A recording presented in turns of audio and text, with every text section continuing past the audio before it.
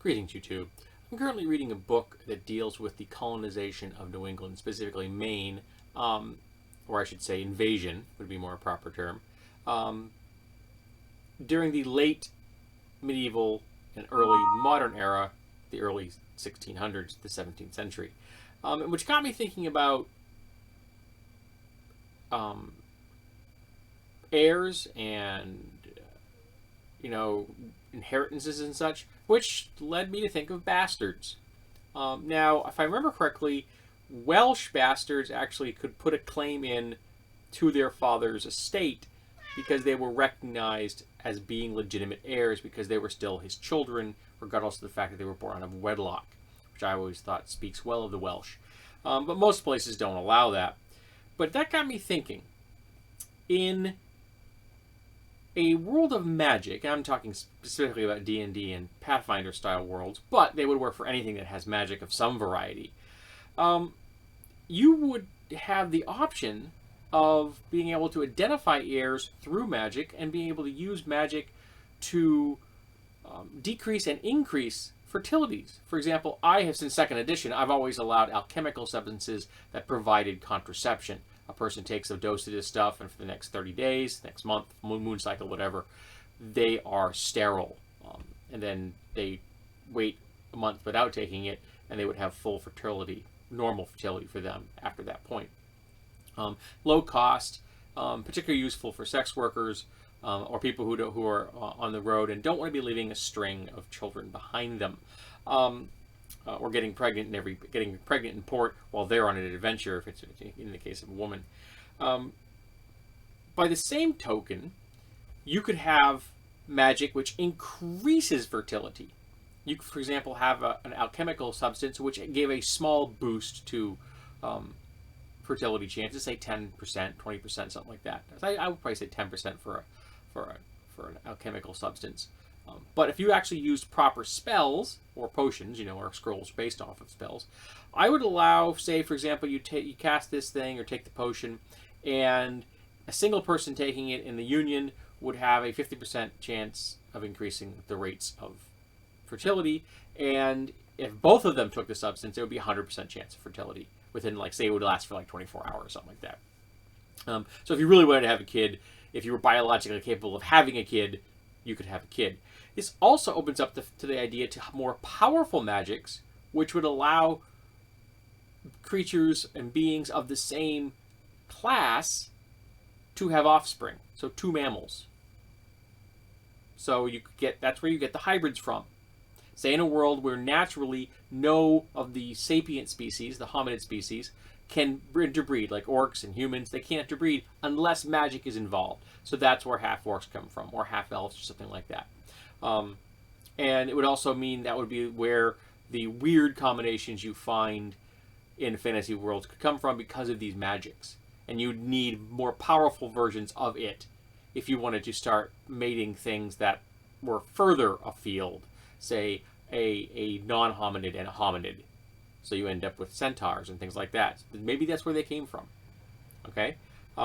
It does mean that in the past there were some very kinky sex going on, but there's some very kinky sex going on here right now. So that's not a real surprise on anyone's part.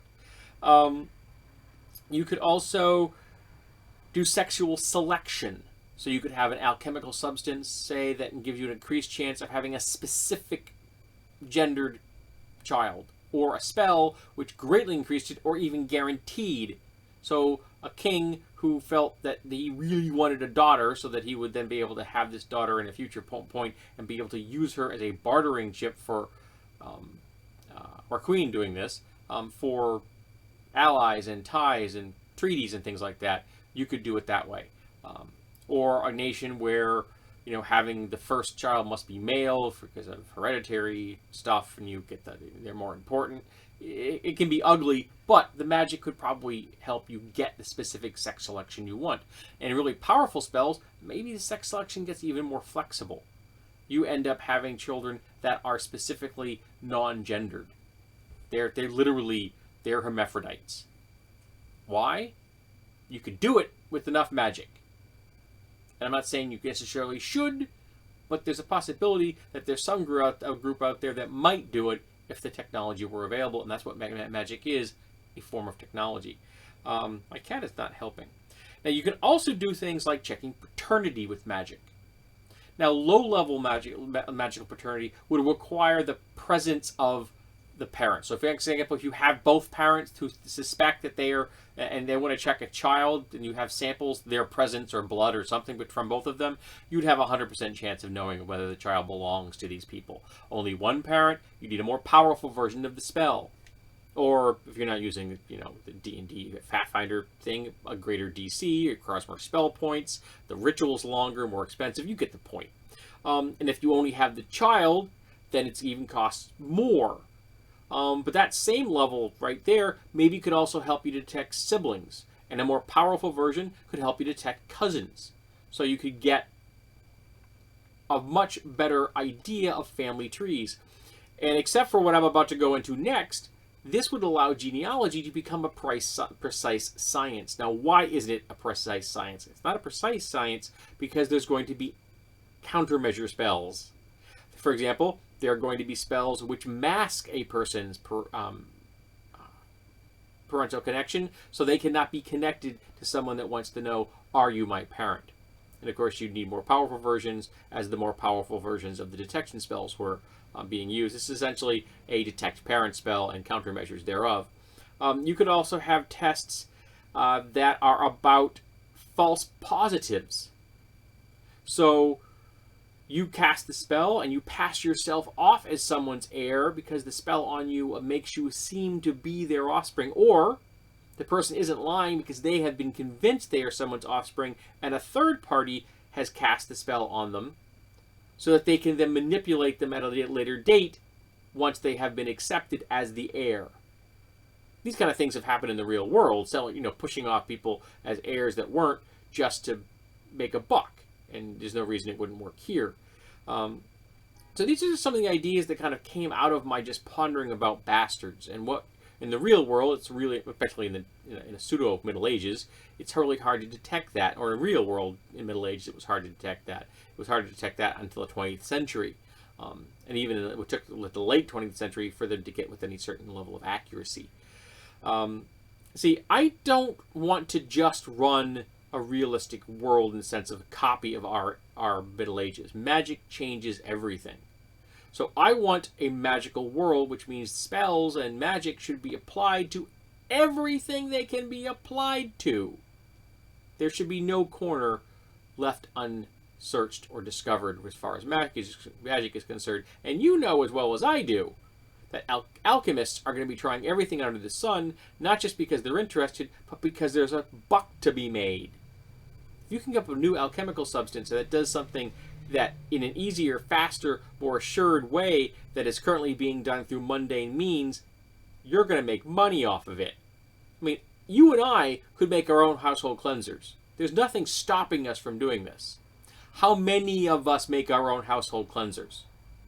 We buy a bottle off the shelf at the store. It's easy. It's convenient. It means we don't have to mix the chemicals. By that same token, alchemists, which were the heart and beginning of chemistry in the real world, are going to do the same thing, as are mages. They're going to try to every single possible use for their magic. They go, hey, I got this template here. Where can I fit this template? And they're going to try to fit it everywhere. And then they're going to realize, hey, this template, I can come up with a new template. So I want to put this template everywhere. And that's how this magic is going to be used. And I think we really have to think like that. Think like alchemists and mages would as engineers. And that's the way I like to play it. Probably, I know a lot of engineers, and I know a fair amount about technology and science, so maybe that's why I think that way. I couldn't tell you.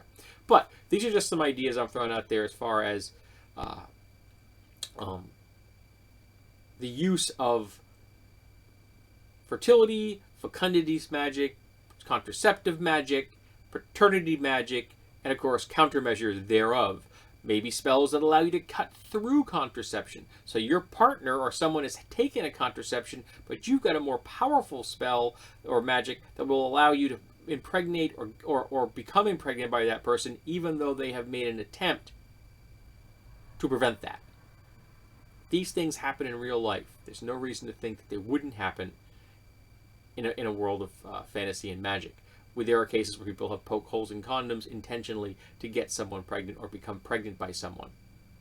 That's not good. It's immoral and unethical, but people have done it. And there's no reason to believe that magic is going to change the fact that people are going to do immoral and unethical things. That's just the way it is. So these are some ideas out there, and I'm looking forward to hearing what you folks have done in the past with contraception or fertility. And maybe you can riff off some of the ideas I've come up with. And believe it or not, I actually had a little list here. I actually went and made notes. Can you believe that? I made notes, which is just crazy. Me making notes. It happens, I guess. So tell me, what have you used in the past when it comes to fertility magic in your worlds?